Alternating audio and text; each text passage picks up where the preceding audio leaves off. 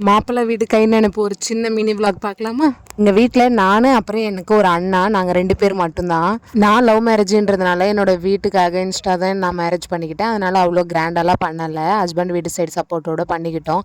எங்கள் வீட்டில் என்னோடய மேரேஜ் ரொம்ப கிராண்டாக பண்ணணும் எக்ஸ்பெக்ட் பண்ணாங்க. அது நடக்கலை. இப்போ எங்கள் அண்ணனுக்கு கல்யாணம். இது நாங்கள் ரொம்ப கிராண்டாக பண்ணணுன்றது மட்டும்தான் எங்கள் முதல் கான்செப்டே.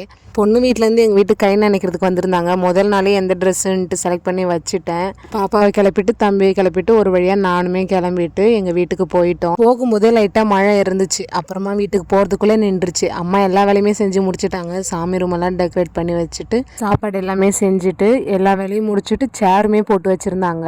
ஆல்மோஸ்ட் எல்லா வேலையுமே முடிஞ்சிருச்சு. அப்புறமா பொண்ணு வீட்டில் இருந்து வந்தாங்க. ஒரு 30 பேர்கிட்ட வந்திருப்பாங்க. எல்லாருமே வீட்டுக்கு வரவழைச்சு டீ கொடுத்து கொஞ்சம் நேரம் பேசிட்டு இருந்தாங்க. தட்டு தாம்பளமுமே மாற்றிக்கிட்டு கல்யாண தேதி எல்லாமே ஃபிக்ஸ் பண்ணிட்டாங்க. அதுக்கப்புறம் எல்லாருக்குமே சாப்பாடு பரிமாறணும். எல்லாருமே சாப்பிட்டாங்க. சாப்பாடு அம்மா என்ன செஞ்சுருந்தாங்கன்னா சாம்பார், ரசம், மோர், அப்புறம் கூட்டில் வந்துட்டு உருளைக்கிழங்கு, அப்பளம், வடை, பாயாசம், கோஸ் பொரியல்னு எக்கச்சக்கமாக செஞ்சுருந்தாங்க.